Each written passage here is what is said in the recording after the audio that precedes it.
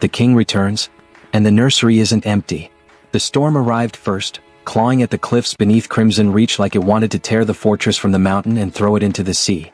Thunder rolled through the iron bones of the manor, shaking chandeliers and making the long hallways groan like something alive was waking up. Guards on the outer walls tightened their grips on spears etched with blood sigils, because only one thing traveled through weather like this without warning. A shadow crossed the moon.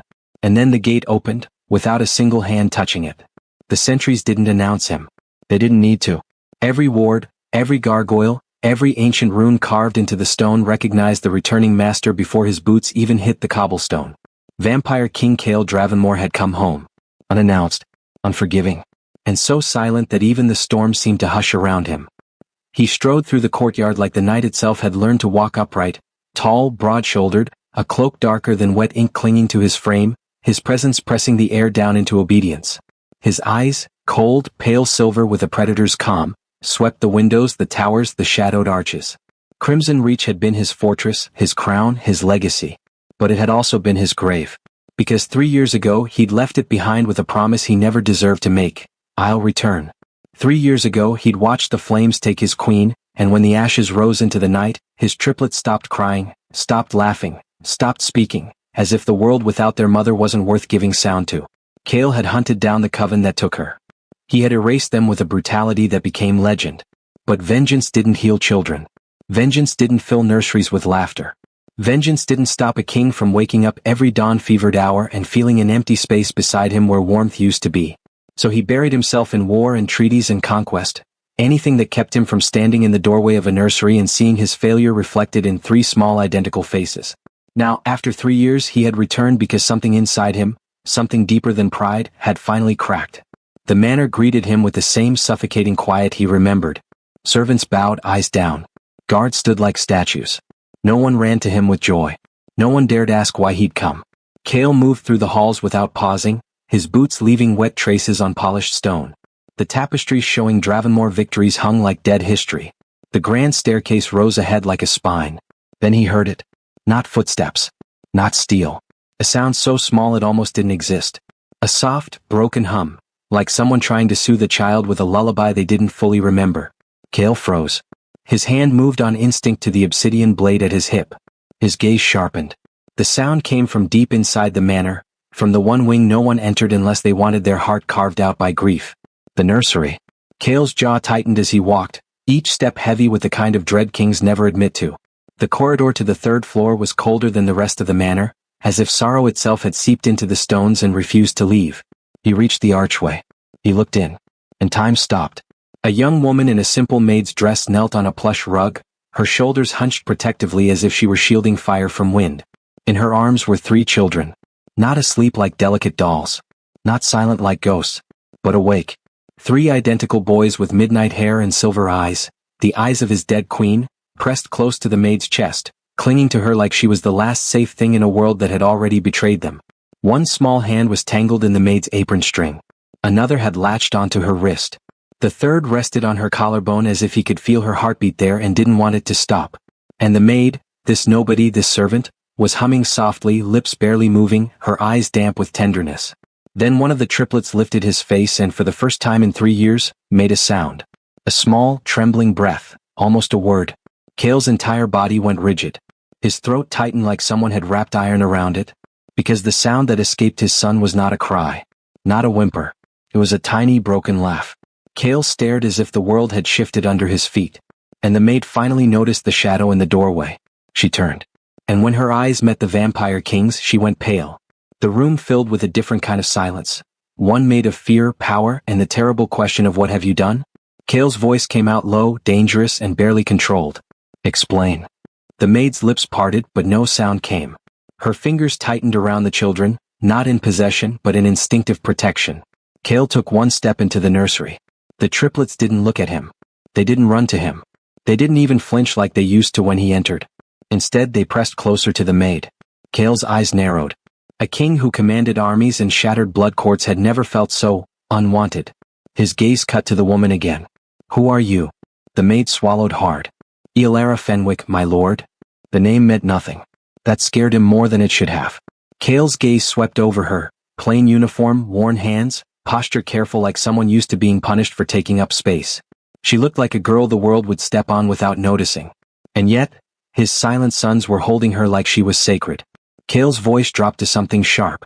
Why are my heirs in your arms? Alara's breath shook. Because they were crying. Cale's face didn't change, but something inside him stuttered. They don't cry, he said coldly. They haven't cried in 3 years. Alara blinked fast. They did tonight. Cale's eyes flashed. You expect me to believe that you, he gestured to her uniform, the insult implied without needing to be spoken, walked in here and suddenly my sons remembered how to feel? Alara flinched. But she didn't lower her eyes. That small defiance, quiet, shaking but real, sparked something in him. They were frightened, she whispered. The storm was loud. The thunder, it sounded like. She stopped herself as if afraid to mention the kind of past that comes with bruises you can't see. They were alone. Cale's jaw tightened. They are never alone. This manor has staff. Alara's gaze flickered toward the door, toward the hallway beyond, where servants avoided the nursery like it was cursed. Not in the way children need, my lord. That sentence hit like a blade. Cale stepped further into the room. The air shifted with his power. The candles trembled. The shadows leaned toward him like loyal beasts. Alara's fingers tightened again. And then one of the triplets, small, identical, silver-eyed, lifted his head and looked directly at Cale for the first time since the funeral flames. Not with love. Not with fear. With accusation. Cale felt it like a punch to the chest. His son's tiny hand clutched Alara's collar as if to say, You left us. She didn't. Cale swallowed something bitter. You were told to stay away from this room, he said, voice like ice grinding stone. Alara nodded, trembling. Yes. Then why are you here? Alara's eyes shone. Because everyone keeps saying they're cursed. Cale's gaze sharpened. Alara continued, her voice soft but steady. They call them ghosts. They call them unsettling. They whisper that your bloodline is broken. And when people speak about children like that, they stop seeing them as children at all. They start treating them like a problem. Cale's nostrils flared. Alara looked down at the boys in her arms. But they're not a problem. They're hurting. Cale didn't respond. Because he couldn't. Because a maid had just spoken the truth his court was too terrified to say to his face. Cale's gaze moved to the triplets again. Riven. Alaric. Thane. His sons. His legacy. His queen's last gift. They were clinging to a stranger with a devotion they had never shown him. Not even before the tragedy, not even when they were infants. And Cale realized with a sick twist in his chest that he didn't know what to do with that. Put them down, he ordered. Alara went still. The triplets stiffened, their fingers tightening. One made a small sound, almost a protest. Cale's eyes flashed. Now. Alara's throat bobbed. Slowly, carefully, she lowered them onto the rug like she was placing fragile glass on stone. The moment her arms loosened, the boys reached for her again. 2 crawled into her lap immediately. The third stayed on his knees, staring at Cale with those silver eyes, Valoria's eyes, cold and steady. Cale felt the old grief rise in his throat like smoke. Alara whispered, They don't want. Silence.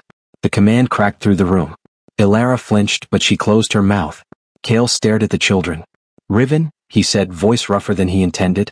No response. Alaric. Nothing. Thane. The boy who had been staring at him blinked once, slow and deliberate. Cale stepped closer, lowering himself slightly, trying to soften his presence the way Valoria used to, the way he never learned how to do. Look at me, he murmured. The boy kept staring. Cale's voice dropped, almost pleading without meaning to. I'm here. The child's small mouth trembled. And then, so faint Cale wondered if he imagined it, the boy whispered a sound. Not a full word. A broken fragment. Liar. Cale's breath left his body.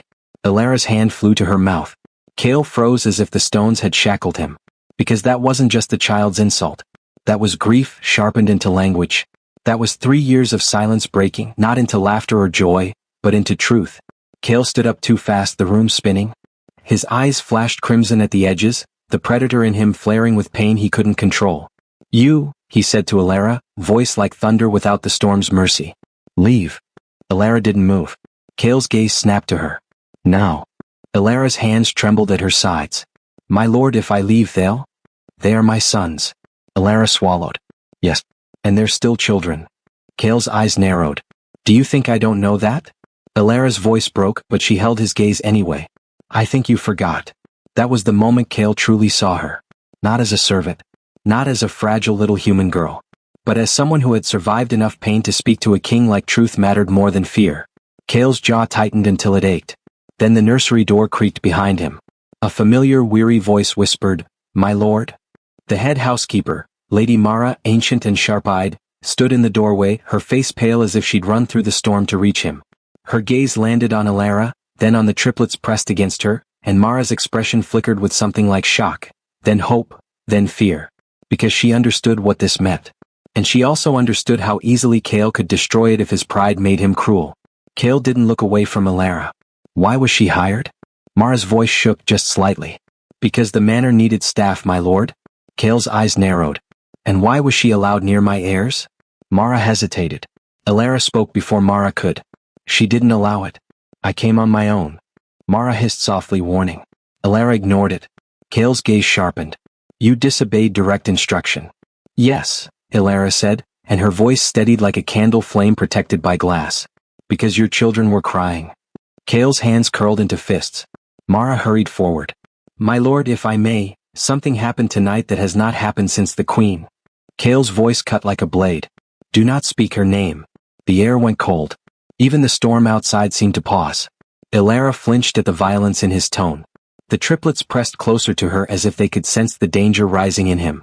Cale's gaze flicked to them. And he saw it. Not fear of him. Fear of being left again. Cale's throat tightened. He looked back at Alara. You have until dawn, he said softly, too softly, which was somehow more terrifying. To tell me exactly what you did. Every word you said. Every touch. Every sound. Because if this is a trick, if you are using my sons. Alara's eyes widened. I would never. Cale's eyes flashed. Humans lie. Alara's voice cracked with something raw. So do kings. Mara gasped. The guards in the hall shifted, ready to drag the girl out for her insolence. Cale raised one hand without looking away from Alara. The guards froze. Cale's voice dropped, lethal and quiet. You are either very brave, or very foolish. Alara swallowed hard. I've been called both.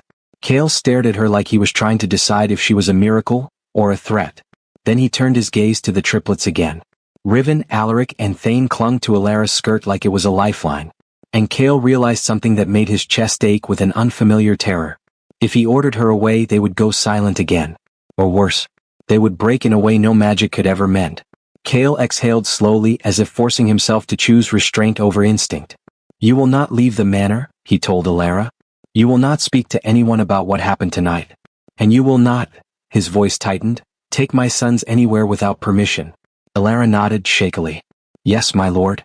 Cale looked at Mara. Double the guards on this wing. Mara nodded quickly. Yes, my lord. Cale turned back to Alara one last time, his eyes cold but troubled. If my heirs speak again, he said, it will change everything. Alara whispered, maybe that's what they need. Cale didn't answer.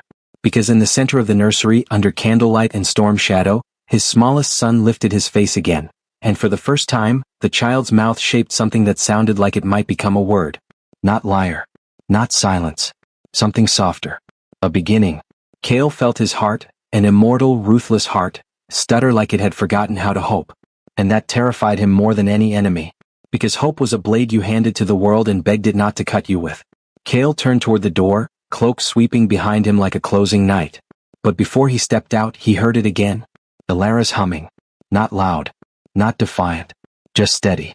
A promise made of sound. Cale paused without turning. Then he said, voice low enough that only the nursery walls and the ghosts of old grief could hear. Do not fail them. Alara's whisper drifted after him like a prayer. I won't. And somewhere deep inside Crimson Reach Manor, something ancient, something wounded, began to stir. Because the king had returned. And the maid had become the one thing his fortress never had enough of. Someone who stayed. Morning did not arrive at Crimson Reach the way it did in mortal villages. There was no warm sunrise spilling gold across rooftops. No birds announcing a new beginning. Dawn came here as a thinning of darkness, a slow retreat of shadows that lingered like they resented being forced away. Pale moonlight faded into gray, and the manor exhaled the weight of another endless night. Alara Fenwick did not sleep. She sat on the edge of her narrow servant's bed, hands folded in her lap, heart still pounding from the memory of silver eyes watching her in silence, and then not in silence at all. One word. One broken sound. It replayed in her mind over and over until her chest ached. Liar. Not aimed at her. aimed at a father who had been gone too long. She pressed her palms to her face and breathed slowly, grounding herself the way she had learned to do after loss became her closest companion. Fear wanted to take root, whispering that she'd gone too far, that kings did not forgive disobedience, that vampire royalty did not tolerate fragile humans who dared speak truths. But another memory pushed back harder. 3 small bodies trembling in her arms. 3 children who had finally let sound escape their throats because someone stayed. That was worth any punishment. At moonrise, Ilara returned to her duties with careful precision. She dusted corridors that echoed with history. She polished silverware etched with sigils older than nations. She kept her head down, her steps quiet, her presence as invisible as she could manage. Yet invisibility was no longer hers. The manor watched her now. Servants whispered behind tapestries and columns, eyes flicking toward her with a mixture of awe and fear. Guards glanced at her when they thought she wouldn't notice, hands resting uneasily on weapons as if she were something unpredictable. "She's the one," someone murmured. "The maid from the nursery. The king didn't punish her." "That's worse," another whispered. "That means he's thinking." Ilara ignored them all. She felt it too, the tension woven into the stones, the sense that something fragile had been disturbed. Crimson Reach had existed in silence for 3 years, and silence had become its rule, its shield, its curse. And she had cracked it open with a lullaby. That night, Lady Mara summoned her to the eastern wing.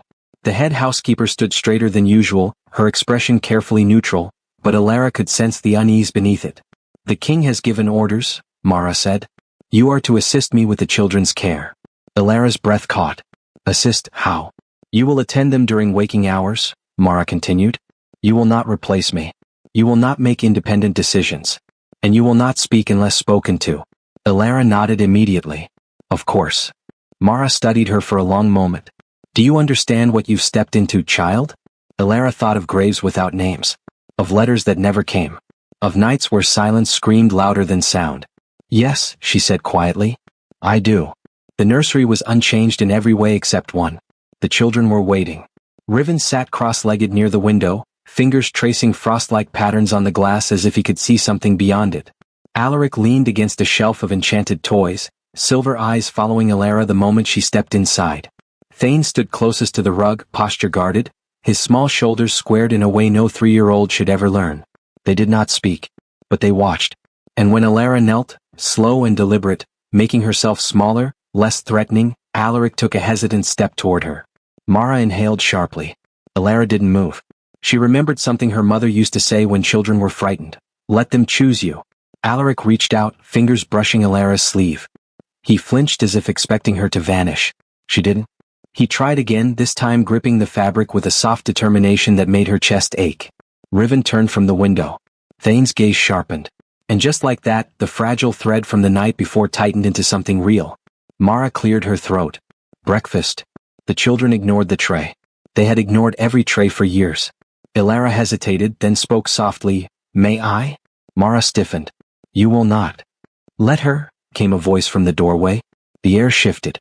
Ilara's spine straightened as Vampire King Cale Dravenmore stepped into the nursery. He wore black formal attire, severe and immaculate, his expression carved from stone.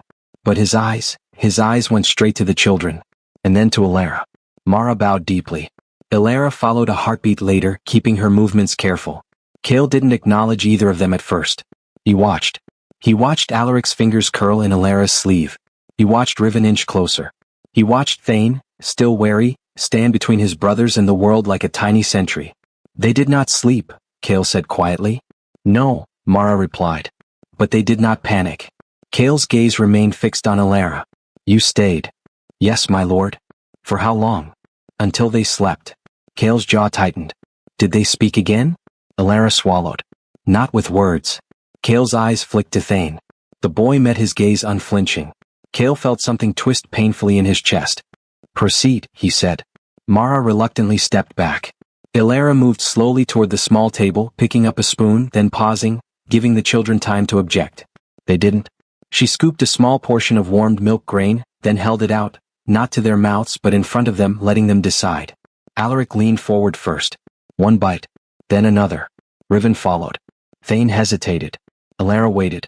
Finally, Thane took the spoon from her hand and fed himself, his grip tight as if daring the world to take it away. Cale watched in stunned silence. This wasn't magic. There were no glowing sigils, no blood rituals, no ancient incantations. Just patience. Just presence. Just respect. The realization unsettled him more than any curse ever had. When the children finished, Ilara wiped their hands gently, murmuring soft words, not commands, not questions, just steady sound filling the space where silence used to live. Cale turned away first. That night, he summoned Lady Mara to his private study. She has no training, he said flatly. No, Mara agreed. She has no blood magic. No, my lord. She has no royal lineage. Mara hesitated. No.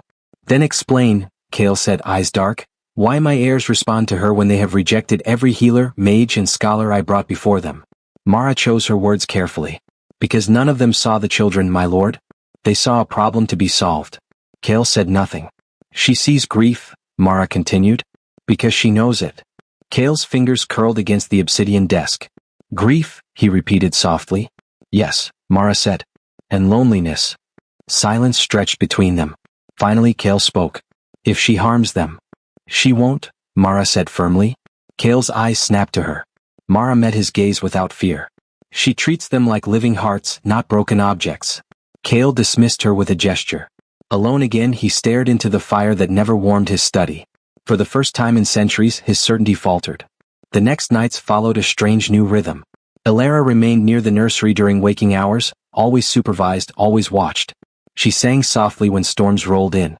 She told stories, not of heroes or kings but of ordinary things. Gardens, quiet villages, children who learned to be brave one small step at a time. The triplets listened. Sometimes they laughed, tiny sounds like glass chiming. Sometimes they cried. And sometimes, they spoke. Not full sentences. Just fragments. Stay. Again. No dark. Each word struck Cale like a blow and a blessing all at once. But with healing came unrest. Whispers spread beyond the manor walls. The blood courts noticed the king's sudden stillness, his absence from councils, his refusal to leave Crimson Reach again. Rumors bloomed like poison flowers. The children are weakening him. The maid has enchanted him. She's a spy. She's human.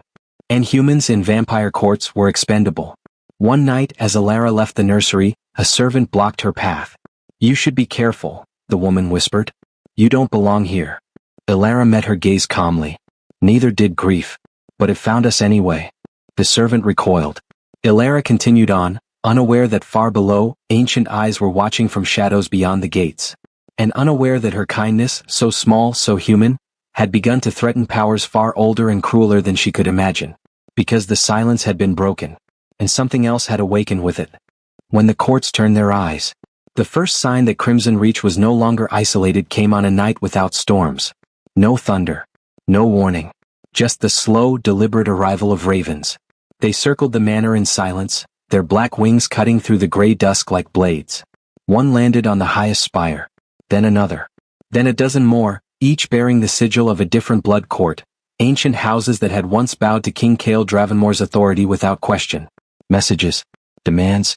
Curiosity sharpened into suspicion. Cale stood at the window of his war chamber, hands clasped behind his back, watching the ravens gather. His reflection in the glass looked older than he remembered, still powerful, still feared, but fractured by something no enemy could exploit with steel.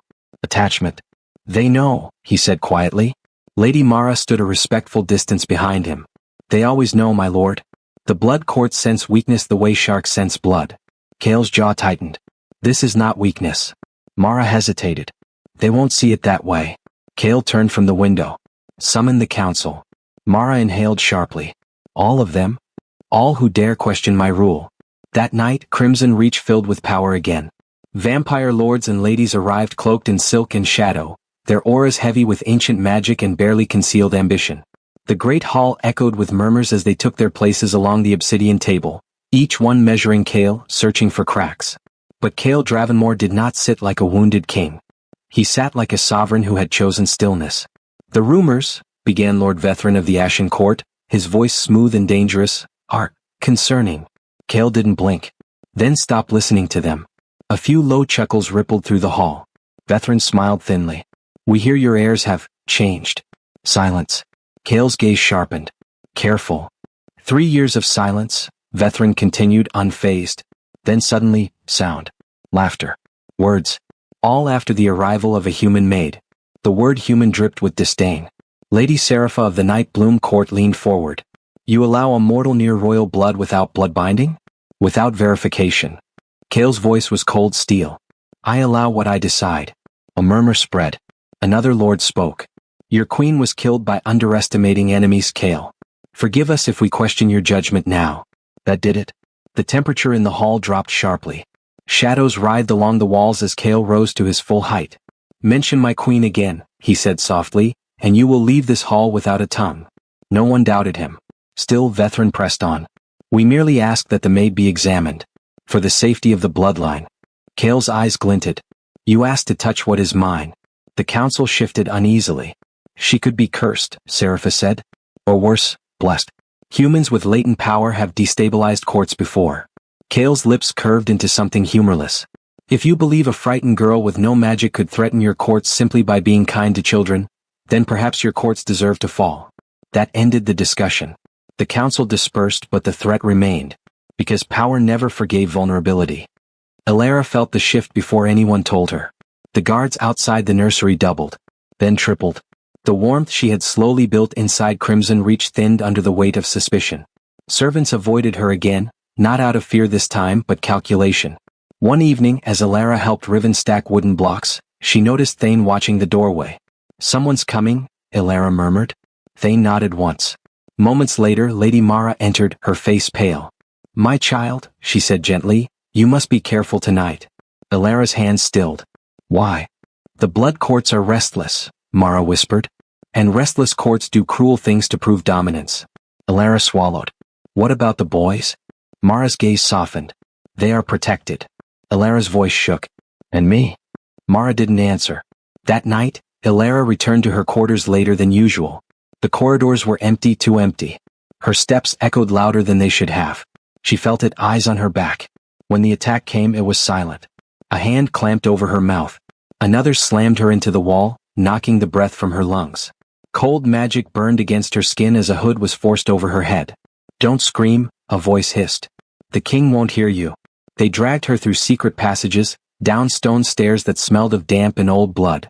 Elara's heart hammered, terror clawing at her throat, but beneath it all burned something else.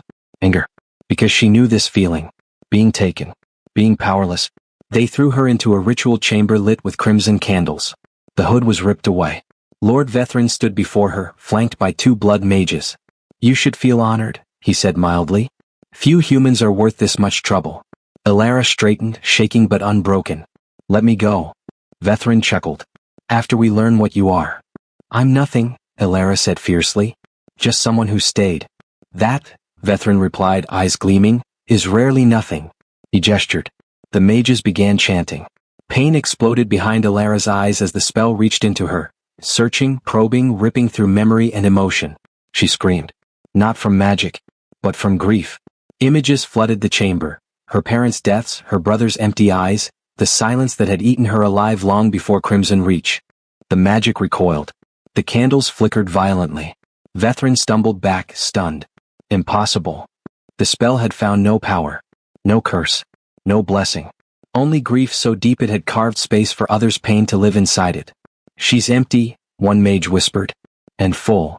Vethrin snarled. Enough. Before he could speak again, the chamber doors shattered inward. Darkness poured in like a living thing. Go. His eyes were fully crimson now, his control snapped clean in half. The mages died before they could scream. Vethrin barely had time to beg. Kale lifted him by the throat, fury radiating off him in waves that cracked stone. You touched her, Kale said, voice shaking with restrained annihilation. Vethrin choked.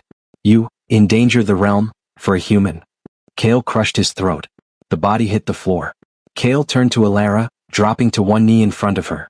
His hands, those same hands that ended wars, trembled as they hovered near her shoulders, afraid to touch.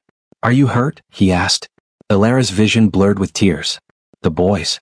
They're safe, Kale said immediately. I swear it.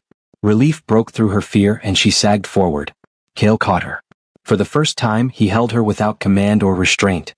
And in the nursery above, 3 small voices cried out at once. Kale froze. They felt it, Elara whispered weakly. They feel when someone leaves, or comes back. Kale closed his eyes. Because in that moment he understood something terrifying and beautiful. Elara was no threat. She was the bridge. And bridges once built changed everything. Crimson Reach did not sleep after that night. Word of Lord Vethren's death moved through the blood courts like a shockwave, quiet but devastating. No declarations were made. No executions announced. Cale Dravenmore did not need to explain himself. Everyone understood the message. The human maid was untouchable. Not because she was powerful, but because the Vampire King had chosen her. Elara woke in the high infirmary, wrapped in soft linens that smelled faintly of night-blooming flowers. For a moment panic surged, her body tensing, breath shallow, until she heard it. 3 familiar voices. Not words. Not yet. But sound. Small, urgent, alive. Elara. She sat up just as the door burst open and Lady Mara ushered in the triplets. They ran, not carefully, not quietly, but recklessly as children should, throwing themselves onto the bed with no regard for rules or royalty. Elara laughed through tears as she wrapped her arms around them. "I'm here," she whispered again and again. "I'm here." Behind them, Cale stood frozen in the doorway. He had not slept. He had not left the nursery since bringing them there after the attack. He had held his sons as they cried, truly cried, for the first time in years, their small fists gripping his cloak like anchors. And he had realized something then, something brutal and humbling. They didn't cry because of fear. They cried because they thought Elara was gone. Now, watching them cling to her, relief blooming across their faces, Cale felt something inside him shift, an ancient structure cracking to make room for something fragile and terrifying. Trust. Later that night, Cale dismissed the guards from the eastern wing. "They don't need steel," he said flatly. "They need peace." Mara studied him carefully. "And her?" Cale's voice was quiet. "She stays. Not as a servant. Not as property. But as family." The days that followed rewrote the rhythm of Crimson Reach. Cale stopped hiding in war chambers. He ate meals with his sons, awkward and stiff at first, unsure how to fill silence that now wanted to become conversation. Elara sat nearby, not between them, never replacing him, but anchoring the space so it didn't collapse under expectation. Thane spoke first in full sentences. Short ones. Careful ones. "You didn't come back," he said one evening, silver eyes steady. Cale swallowed. "I know." Riven followed days later. "You left because you were sad." Cale nodded once. "Yes." Alaric finished it weeks later. "But sad isn't gone forever." Cale looked at Elara then. She smiled gently. "It doesn't have to be." The blood courts watched closely. Some feared. Some resented. Others, older, wiser, understood. A king who learned humility was more dangerous than one who ruled only by fear. One evening, Cale stood with Elara on the balcony overlooking the cliffs. The wind tugged at her hair and moonlight painted her face in silver. "I failed them," he said quietly. Elara didn't deny it. "You left," she said softly. "But you came back." Cale's voice was rough. "I don't know how to be what they need."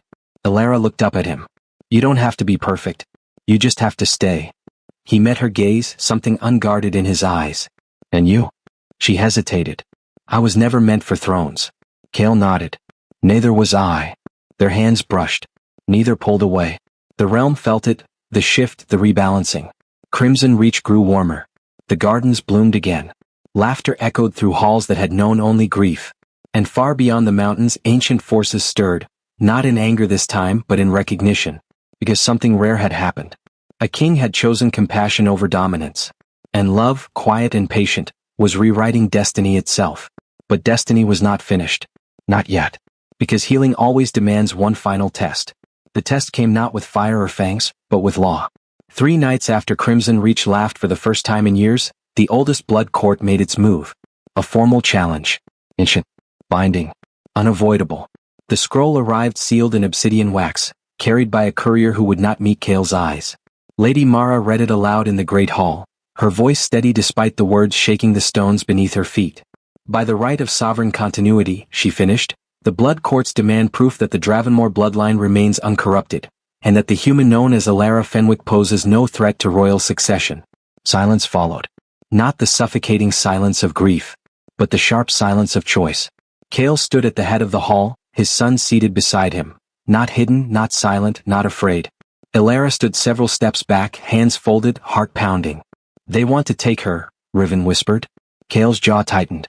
"They want to judge her." Thane's eyes darkened. "Like they judged Mama." That cut deeper than any blade. Cale closed his eyes once. Then he made his decision. "The right will be held," he said. Murmurs exploded. Ilara's breath caught. She took a step forward. "My lord." Kale turned to her, and his voice softened in a way no court had ever heard. "I won't hide you. And I won't let them touch you without my consent." Ilara searched his face. "And if they decide I don't belong?" Kale didn't hesitate. "Then neither do I." The blood courts gathered beneath the black moon 3 nights later. Ancient pillars rose from the earth, etched with laws written in blood long before kingdoms had names. Power pressed down like a storm waiting to break. Ilara stood alone in the circle. No chains. No bindings. Just truth. The eldest magistrate spoke. "Human, do you claim power?" Ilara lifted her chin, trembling but unbroken. "No." "Do you wield magic?" "No." "Do you seek the throne?" Ilara looked toward Kale, then to the triplets watching with wide, fearful eyes. "I seek nothing," she said quietly, "except to stay where I am wanted." The magic surged. Truth spells flared. And for the first time in the court's long history, the right faltered. Because there was no lie to seize. No ambition to punish. No hidden hunger to expose. Only love. The magistrates recoiled. "She has no power," one whispered. "Yet the heirs thrive." Another murmured, shaken. "She healed what blood magic could not." Kale stepped into the circle then, breaking protocol, daring the laws to stop him. "This is your verdict," he said. "You may fear her because she is human. Or you may fear yourselves for forgetting what strength truly is." The black moon shifted. The right ended itself. A thing unheard of, unwritten, unstoppable. The blood courts bowed, not in defeat but in recognition. Ilara Fenwick was declared sanctified. Not a queen. Not a subject. But something rare. Chosen. That night, Crimson Reach burned with light instead of grief. The triplets slept peacefully, laughter lingering in their dreams. Kale stood on the balcony once more, Ilara beside him, the world stretched vast and quiet below. "You changed everything," he said. Ilara shook her head. "No. I stayed." Kale turned to her, voice low and certain. "That is the greatest power there is." He did not offer her a crown. He offered her a place. And when Ilara reached for his hand, not as a servant, not as a subject, but as an equal, the fortress of Crimson Reach finally felt like a home. Because a broken king learned humility. 3 silent children learned to speak again. And a poor human girl proved that kindness could rule where fear never should.